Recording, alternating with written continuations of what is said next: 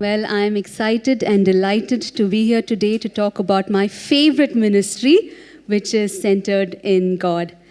Before we read the scripture, I'm just going to say that mothers, we are mothers in various capacities, and we honor mothers today who have young children, grown-up children, or adult children who've left the nest, mothers who are still waiting for children from God, mothers who could not have their own but have many spiritual children who God has placed to mentor, mothers who have children with special needs, mothers who have lost a child, some mothers who feel unloved by their children, and mothers who are single under different circumstances.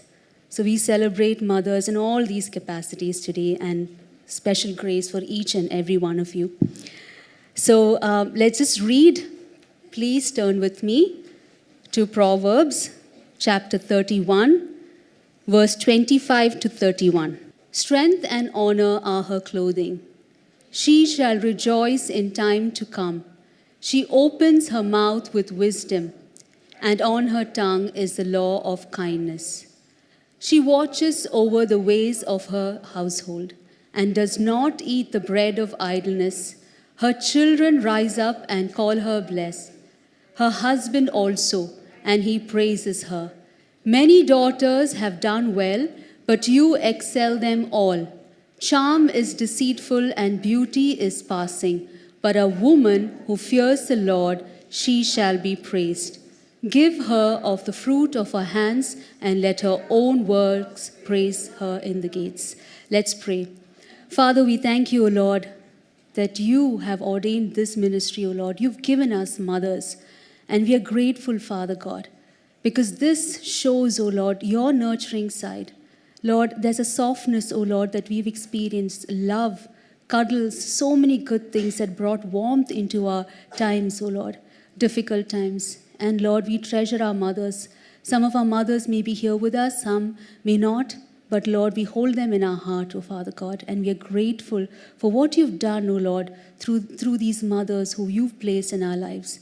Lord, now, Lord, as we speak, O Lord, as we discuss, as we look into your word, Father, we just commit, O Lord, this time into your hands. And we pray, Lord, that your love will go forth, Father God. And the families here, O Lord, who's listening, Lord, they will grow up to be strong. They will thrive, O Lord. And they will be people who will honor you and bring glory to your name. In Jesus' mighty name we ask and pray. Amen. There's much to preach about mothers, but we are limited, so I'm going to touch on very few things. If you look at the role of mothers, now if this is a picture of a secular mother, you can say, okay? So we would say that a mother's role, we are teachers, we are cooks, hairstylists, dress menders, artists, playmates, drivers, party organizers, laundry persons, referees, and home managers, to name a few. Would mothers agree with me on this? Yeah? We all do this, right? And we do it because we love our family, we cherish them. But before we get into the role of a mother, we're going to look at the heart of God who created motherhood, okay? And his intention and his plan, why he designed families. So, forgive me, instead of putting God's perfect design, I just put God perfect design, but it means God's perfect design for the family.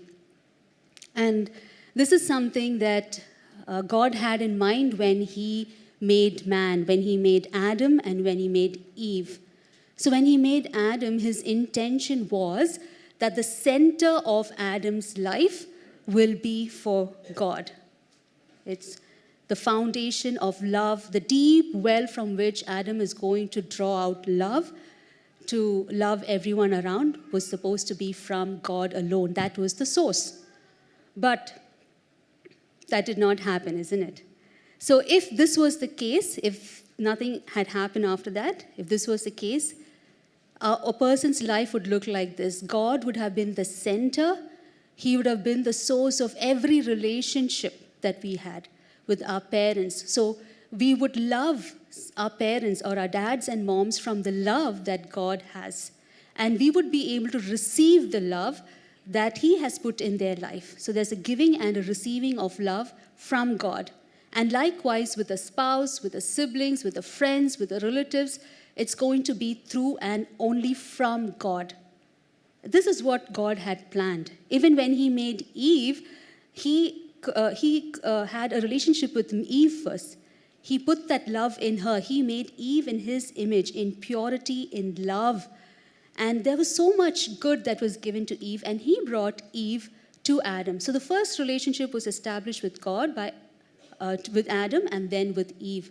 And then they came together. And so they were able to love each other the way God intended them to love. But then you know what happened. Eve did sin, and so did Adam. And so today, without God, this is what a life would look like. So if that blue oval is a person's life, and that place which was meant for God is empty, it's void. The only person who can fill that place is God. He's the only deep well from which we can draw everything. Wisdom, love, all the good things is in him. And now, because we don't have that, what happens is we look for love. We look for that thing that is going to satisfy us. And we fill it with different things. We fill it with jobs and addiction, things that's going to occupy our mind. Some of us put children in there. We run after wealth and power, money, so many other things. But this is like a black hole. It's going to just suck in all those things. It's never going to be filled in. The only place that was meant for God is meant only for God. You cannot fill it with anything. And so we struggle in this because of our fallen nature. We struggle, and even our parents. So all of us come from different backgrounds. We have families where our dads and moms, they struggle to love us because maybe some of them did not know God. So in what they understood as love, they loved us.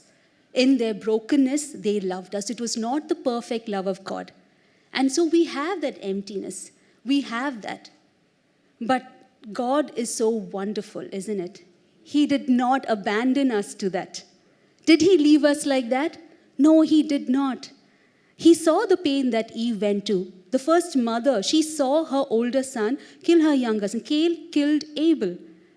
She had to witness that. But God did not stop there. He continued. There was Seth. And then he put a protection for Cain. Nobody attacked, nobody killed Cain. So he did not abandon. And God, in his sovereign power, could have done something. He could have just left us for what we were. In our state, he could have just abandoned. He could have created another earth, another world. He could have done that. He's sovereign. Who's going to stop him? But God is not like us. He doesn't abandon. He had put a part of him in Adam, a part of him in Eve. So when this was going on, it pained God's heart. And he saw this throughout creation, throughout the time in history. He saw a whole lot of things. But he was faithful. He did something amazing. He sent us Jesus. He sent us Jesus so that that void that was there in our life could be filled in, and we have the Holy Spirit who is going to help us and fill so that we can love as God loves. We are not perfect. We still have brokenness, but we know that where does our source of love come from? We don't have to look to the world. We don't have to look for the likes on Instagram. We don't have to look for approval of people. If our eyes are fixed on Jesus and we've put our faith in him, we draw from the love that comes empowered by the Holy Spirit. So now things are better.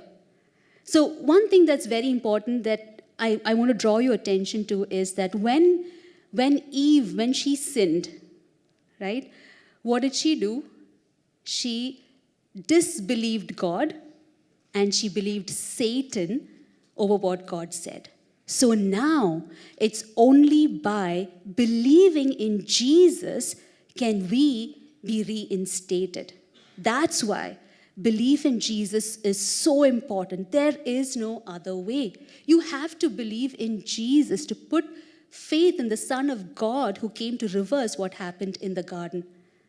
And that's where we put our faith in Jesus. And if we do that, we have the Holy Spirit who comes and lives in us. And now it's a lot easier to love our parents. even if there is a broken relationship. And we know that God's got it, He's going to fix us. So the first verse that we read says, strength and honor are her clothing. She shall rejoice in time to come. Where do we get our strength and honor from? From the books we read? From all the Instagram, all the things that we see? No, it's from the Lord. We draw our strength from the Lord. The honor also we receive from the Lord. And that is what is precious to us. And we hold on to that, hold on to Christ. And that is where we are going to move forward. And that's where our rejoicing comes from, no matter what life throws at us. We have this hope that Christ is in us. The Holy Spirit is there with us, leading us on. So I had to lay that foundation. It was a very important foundation to lay, because if it's a ministry of motherhood, we have to know that's the first peg that goes in. It's our trust in the Lord. It's keeping our eyes fixed on Jesus. Now I'm going to lay another foundation that's very important for the ministry of motherhood. It goes hand in hand. Okay? So now this is the relationship between a husband and wife. Now, you're a wife who believes in Jesus, who is pursuing God, who's got her eyes fixed on God and is reading the word, praying, and your husband also. You've chosen a spouse. God has given you a spouse who's also after God's own heart. So you're following God. And if you look at the rope that's holding the both of them, they can fall off that. It's a steep climb. But what's holding them, what's holding their marriage together, there are 3 colors in there: the red, the blue, and the green. So one of those is Christ. It has to be a Christ-centered marriage. It cannot be children who holds the marriage together. It has to be Christ. It cannot be anything else that holds your marriage. And both of them proceed towards God. And as they proceed towards God, you notice the distance between the husband and wife reduces, and they become more intimate. So as you draw closer to God, what happens? You draw closer to your spouse. And it's very important to see that. You know why that happens? Because only if you love God more, can you love your spouse more. So that's the direction in which we go. And I want you to actually just imagine this as well. If you're sitting in a room and it's dark, and in the corner you have like a light, a really shiny, bright light, okay, and that's God. There's a mirror behind that. And you're proceeding towards that mirror. You're drawing closer to the mirror, to the light, because it's so bright. And as you draw closer to the light, you get to see a lot of things about yourself. There are a whole lot of things on you that needs to go, right? It's not clean. And so God reveals it to you. So the light reveals it to you. As you read your word, as you spend time with God, you see these things that need fixing.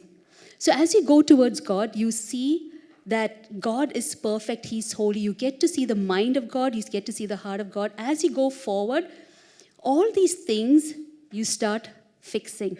Because the more you know God, the more you get to know yourself. God reveals those areas. And that's how you keep moving. So the husband and wife are moving. So just a word of caution over here. As you go closer to the light and you get to see all those areas in your life which are not right, you also get to see your spouse's areas of that. But our job is not to say, go and fix our spouse, right? We don't go and start scrubbing and cleansing. Whose job is it? It's God's job. So when that happens, we get on our knees. When we see those things, we pray and we ask God. We just cry out to God and pray for our spouse. And He will reveal it, and the change, the transformation happens as you get closer. And a husband and wife who honor, love, and pray together. You know what a powerful duo you are? What a powerful team you are? Because you bring so much glory to God when you walk in that intimacy, when you walk in that love and in that honor. So you always honor your spouse. It's very important that your children see this. And when the children see this, they see how the dads and moms are with each other. They're able to honor the mother. They're able to honor the father. And they're able to follow what the mother says and give her the validity that she needs and respect her and love her for who she is as a mother. So it's very important to lay this foundation that a husband and wife has. Another small thing, I'm not going to look at my husband for this. So, when I think I'm talking to myself as well, when it comes to honor, okay, it's a small example. When the children do something that is of concern, one of the things that we sometimes tend to do is, oh, you're just like your dad. Or we kind of disown them and say, oh, this is like just like your dad's side of the family. And then when they do something good and wonderful, praiseworthy, you say, oh, you're just like me. I was like this. So, but again, that's a dishonor. Okay, I'm just giving a small example. The smallest way you can dishonor your spouse. No, when we see something with our children, we don't do that. Instead, as a couple, we get together, we talk about it, and we see how we can help our child. We pray for the child, and we talk and we discipline the children. So that's one of the ways that we honor each other. And of course, a lot of things, the way we talk, our tone, the way we address each other in public, we don't do those things. All those things matter a lot, the words of our mouth. So hold our spouse in high honor. That's going to help us be great mothers. So now we're going to get into what the ministry of motherhood involves. So the first foundation is about relationship with God, relationship with spouse. So I just have a few facets of the ministry of motherhood. It involves teaching. Now, verse 26 says, she opens her mouth with wisdom, and on her tongue is the law of kindness. And I think Sister Sharon this morning, I think this was the verse that she had taken in 2 Timothy 1:5. And it reads, I have been reminded of your sincere faith, which first lived in your grandmother Lois and in your mother Eunice, and I am persuaded now lives in you also. For this reason, I am reminded you to fan into flames the gift of God which is in you through the laying on of my hands. So this is Timothy, who had a Jewish mother and grandmother who taught him about God, spoke to him about God. And because of that, his faith, when the gospel of Jesus was preached to him, his heart was open and he was able to receive. And what a legacy they've left, that mother and the grandmother, the faith that they actually implanted in Timothy. And he was able to do so much for the Lord. So as mothers, we may be teaching children many things, but the most important thing that we need to do is talk about the Lord. When we sit, when we stand, in every area, we point to Christ. And we mothers, we teach them to pray and to love, to be respectful, organized, hygienic. We teach our boys and girls to dress modestly. And we do all that we can so that their character is built.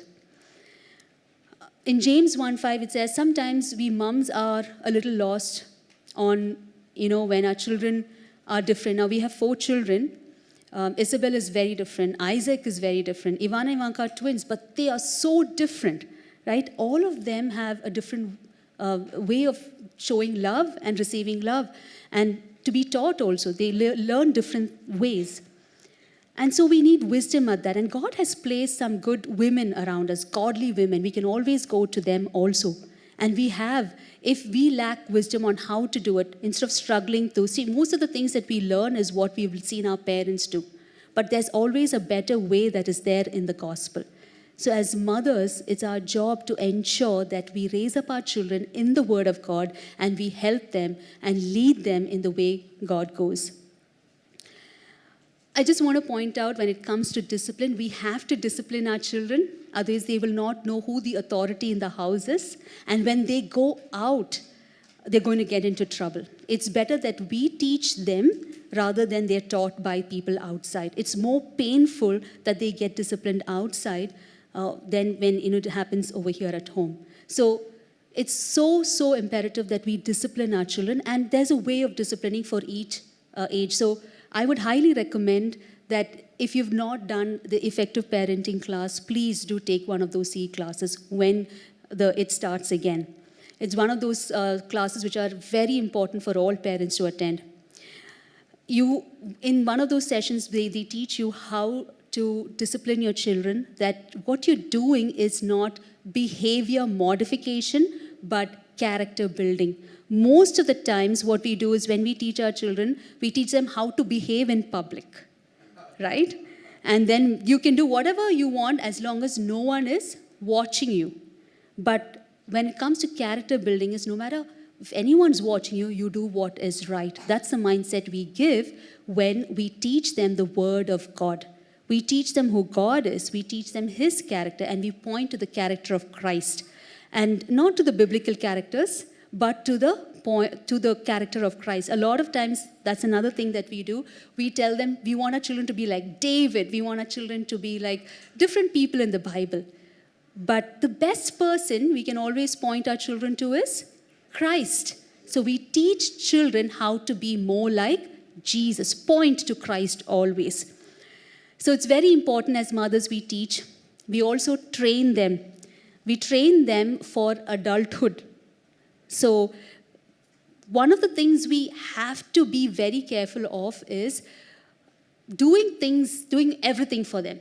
Age-wise, we wean them off and we make them independent. We teach them how to be respectful with elders, how to move in the church, how to serve the church. We teach them also how to cook and how to be independent. That's something that we mothers have to do. And I know most of us probably have learned.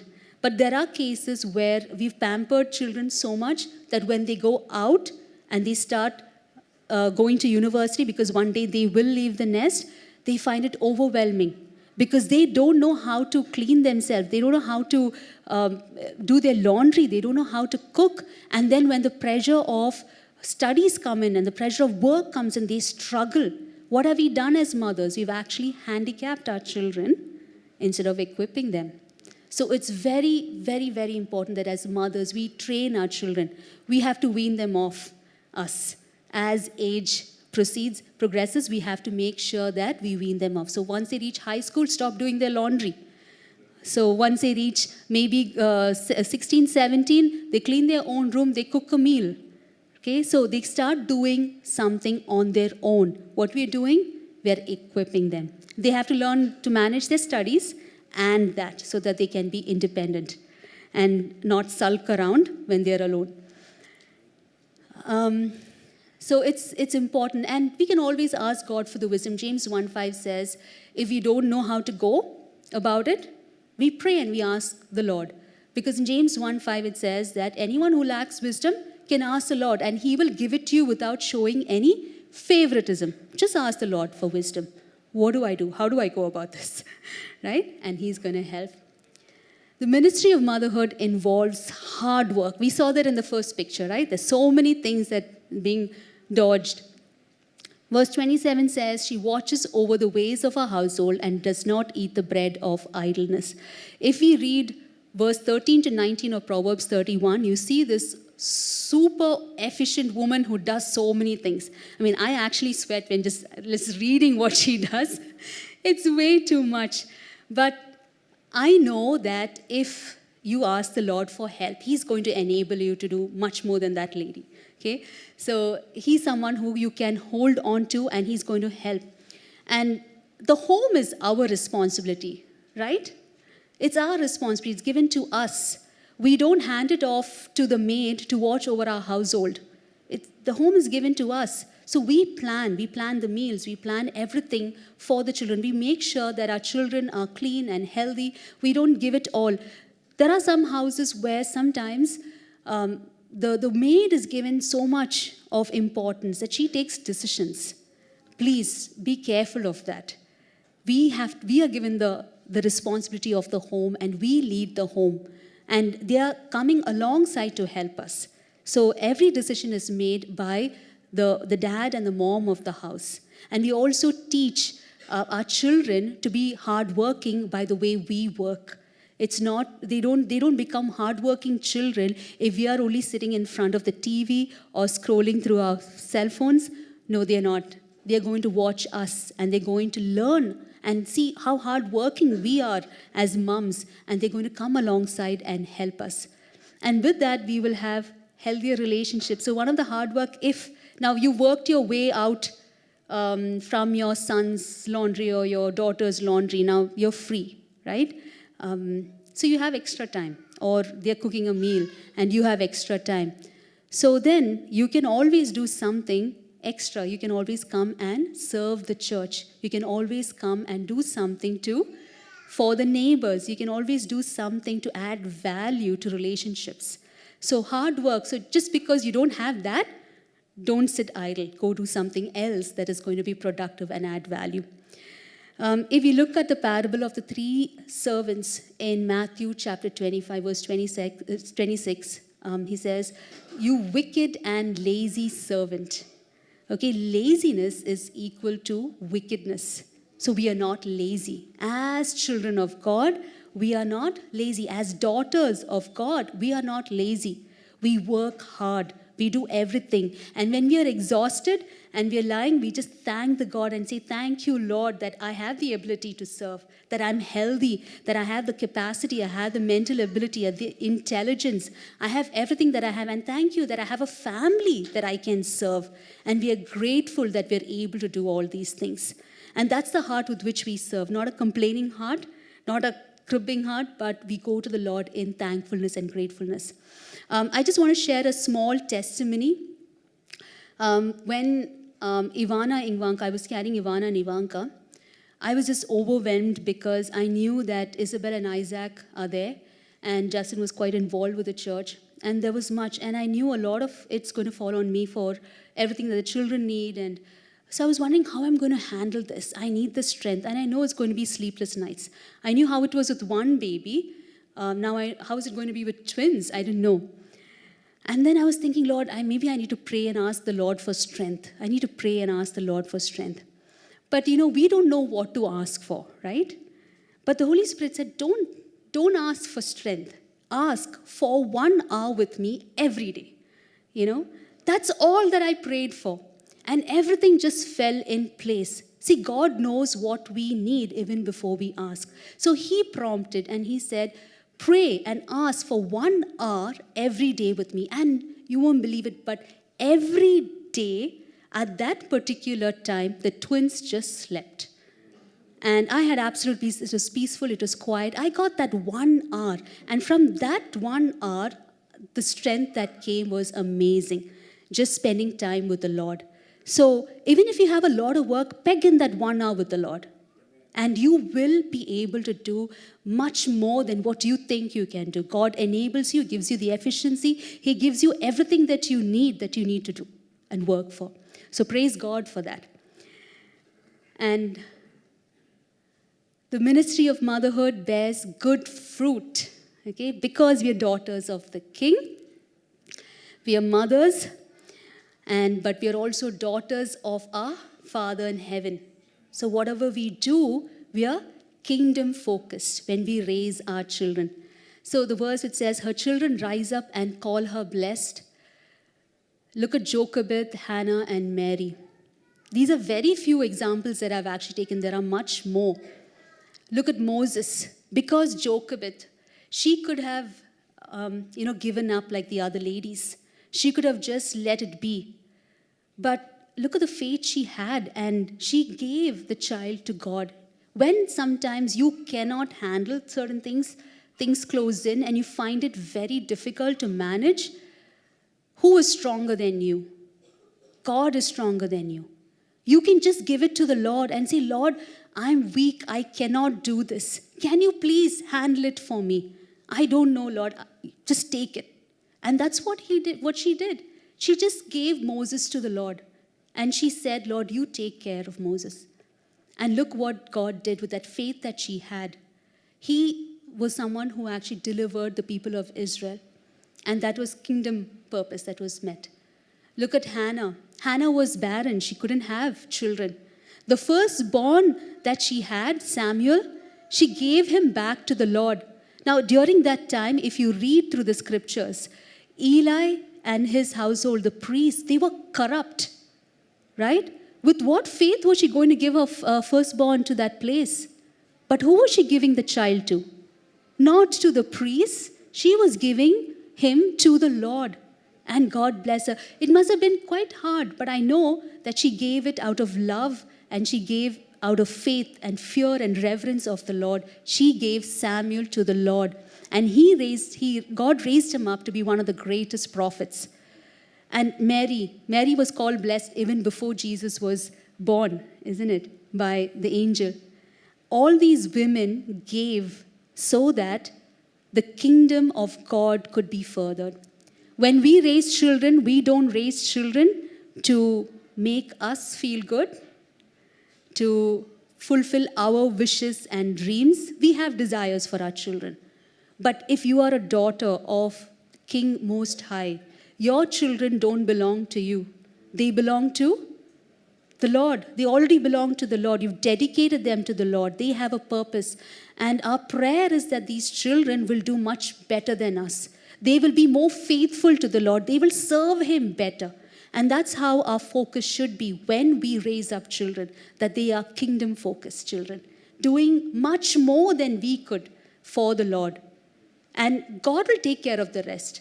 Don't teach them to go running after reputation, after name, after or the studies, the grades. Teach them this. Teach them who God is.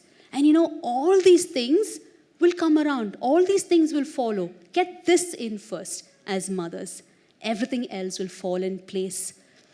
And it's always, when it's difficult, always just pray and cry out to God and say, I just give it to you. I know it's better in your hands.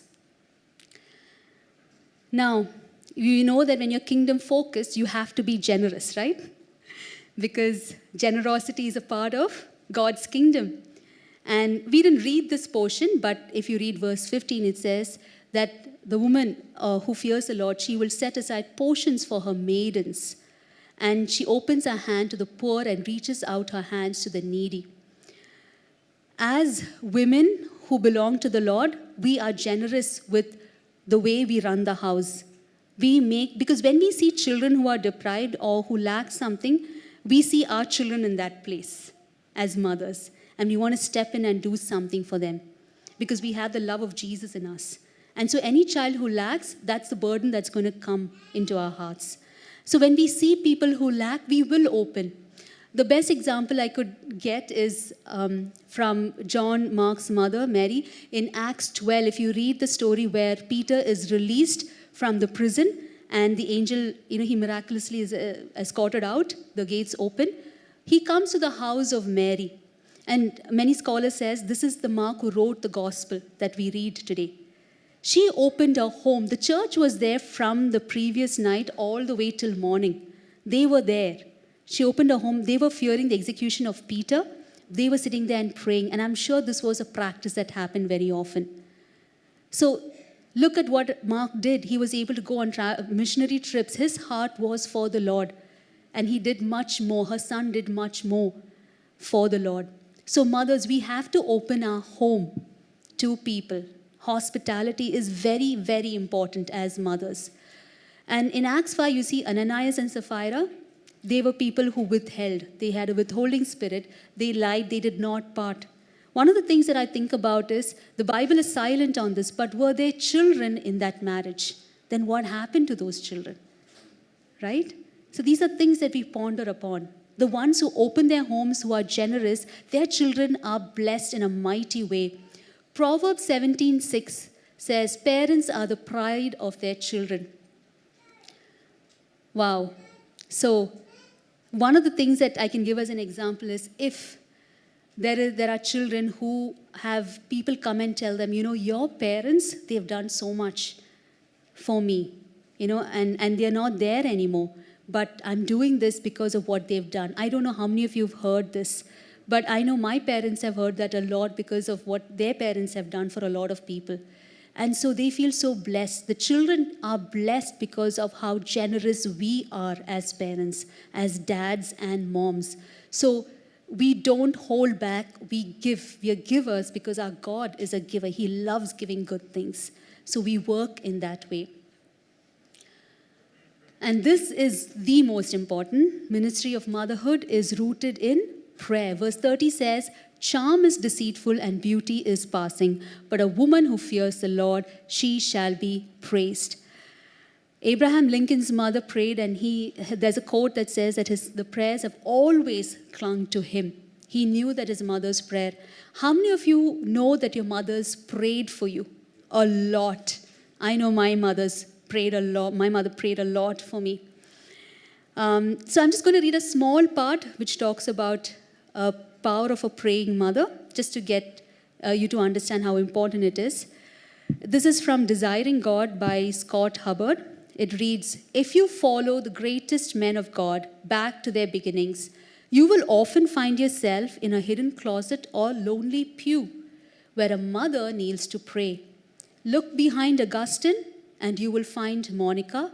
Look behind Spurgeon and you will find Eliza. Look behind Hudson Taylor and you will find Amelia. And look at each of these mothers and you will find earnest prayer. In the prayers of a mother, awakenings are born, peoples are won, idols are toppled, devils undone, dry bones are raised, and prodigals rescued. Again and again, before God laid his hand on a man, he laid it on his mother." So this is a very important thing. As mothers, we prevail in prayer. We kind of just go into our prayer closet, and when we see some things, we get on our knees and we cry out. Instead of nagging our children, that's what we are called to do. We get down on our knees and we pray. So just a small heads up. When we have family prayers with children, I'm told many times, because something that I do very often is I say very, very long prayers, but we are mindful of that. So we do have the family altar and we do pray together. But keeping the age of the child, we pray with them, but we keep it short. But when we are alone, we pray and we pray and we pray. We pour it out to the Lord. Another tip I got about prayer was from David Wilkerson. In one of his sermons, I remember his family was sitting right up in the front. And he had his grandchildren, all of them sitting there. And as he's preaching, he looks at them and he says, "Did you know that I prayed some of your boyfriends away? I prayed some of your girlfriends." I'm like, "Oh, yes." So if you notice something, if you have adult children, or if you have children who you feel, are gotten into some company that is not pleasing to the Lord, do you go nag them and say that you don't like the friends and behave badly with the friends? No. We get on our knees and we pray them away, okay? Now, not that maybe those children need our kids, so we pray for those children as well, whoever it is. We pray for them. But we also pray and we ask God to open the eyes of our children to hold on to His truth so that they are not shaken, but they stand for the Word of God. So we pray for that. So it's important that we are people of prayer as mothers. Now, I just want to do a small self-reflection. Mothers and mothers-in-law are the same, okay? We have two mothers once we are married. They're same. So I just want us to reflect on all of us who are here. How have we treated our mothers? How have we behaved with them? Do we have any ego issues, any pride, anything that's there? Maybe things like inheritance and property issues that came up, because of which there's unforgiveness in the family? Well, who is your treasure in heaven? It's Jesus, right? He's the one who holds wealth. He's the one who holds everything, okay? If that is the case with any of those issues that you have, you now are drawing from the well of God, the love of God. So if your parents, if growing up you had issues with your mom, she was not the perfect mother, you don't go back and you don't talk about it and blame her for it, but you honor your mother. And if your mother's no more today, but you've not behaved well, just go to God and ask for forgiveness and honor her. Every time you speak about her, you honor your mother. Don't talk badly about her, because one of the commandments is honor your father and mother so that it will go well with you and you may live a long and prosperous life. So I just want us as a church to reflect. How have we been with the mothers that are there in our lives? and we're going to ask God to help us. And we're not going to rely on the love that the world gave our parents in what they knew, but we're going to draw from the love that is there now in our hearts because of Jesus. So, sisters, when we talk about these things, I don't know if you feel convicted or condemned. If it's conviction, it's good, because the Holy Spirit is working in you and He's going to lead you to repentance. He's going to help you. There's going to be forgiveness. There's going to be love. And there's going to be a change. You don't have to feel condemned at all. You know why? Because if you're rooted in Christ, if you've put your life in the hands of the living God, there is no condemnation in Christ Jesus. There is no condemnation in Christ Jesus. Instead, we just go to God and we cry out. And slowly, step by step, as we draw near to Him, He's going to help us. Now, if there are sisters here whose past keeps coming back to them and reminding them, if there have been abortions, if there have been any issues with the spouse, and if there is that children who are abandoned, whatever the case is, our God is more than able to restore. He's more than able to do what you can.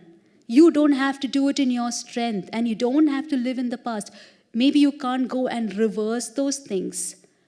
It's okay. You give it to God, but you can overcome whatever it is, and you can move forward in Christ. And you will see the beauty of God. You will see how God restores families.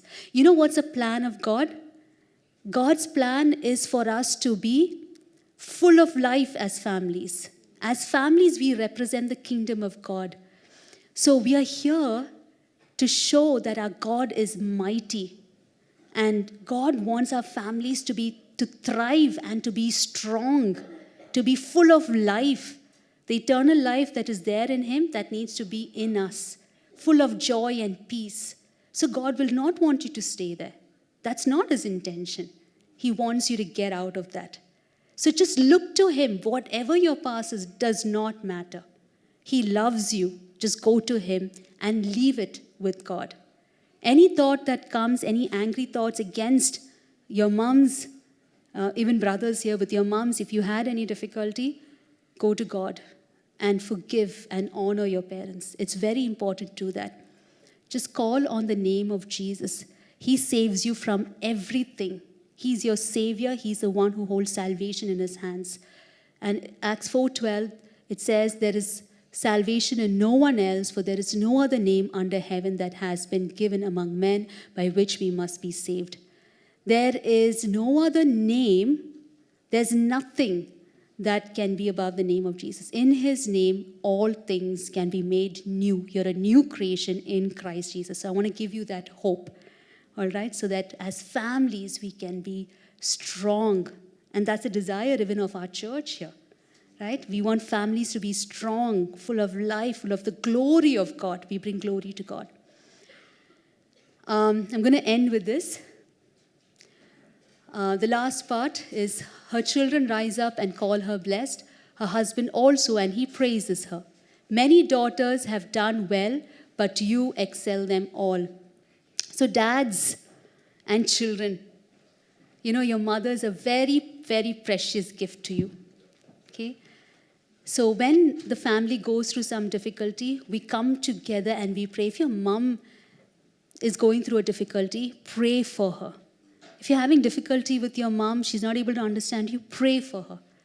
So we cover our mothers in prayer and in love every day. No matter how old you are, how young you are, you hold them in prayer. Because a mother may have carried you for 9 months, but she carries you in her heart forever. You're always her child. So have that place for mother and encourage mothers with kind words. So I'm just going to close with that. I hope you're blessed. Let's just pray. Father God, you're so loving, Lord. You've shown us, O Lord, what it is, O Lord, to have wonderful parents. And you've been, O Lord, our guide always. Father, some of us here may have experienced brokenness in our life. We may have gone through some difficult times and not very great memories. But Lord, you're the one, O Lord, who holds everything in your hands. You hold relationships, you hold time, and all that we have, Lord, we now just surrender it into your hands. Lord, I pray for my sisters here. You know, Father God, what they've been through. You know their pain, you know everything. If there are mothers here who feel unloved, mothers who feel estranged from her children, Lord, I pray that you will help her, Father God, that you will restore those relationships. We pray, Father God, that you will help every family here, O Lord, to be strong in you, to be full of life, to represent, O Lord, kingdom principles, and to shine bright, O Lord, so that, Lord, we bring glory and honor to the highest name. Thank you, Father God, for this time. Thank you for this day that we could honor our mothers. Bless them, Lord. We thank you for each of their lives. We just bless them and ask you, Lord, for your continued grace in their life. Watch over them, Lord, and give them what they need, and help us, O Lord, to spend time with them when they need time, and give them that place that we need to give them, Lord. Thank you, Lord, for all that you're going to do in us and through us. In Jesus' name we ask and pray. Amen.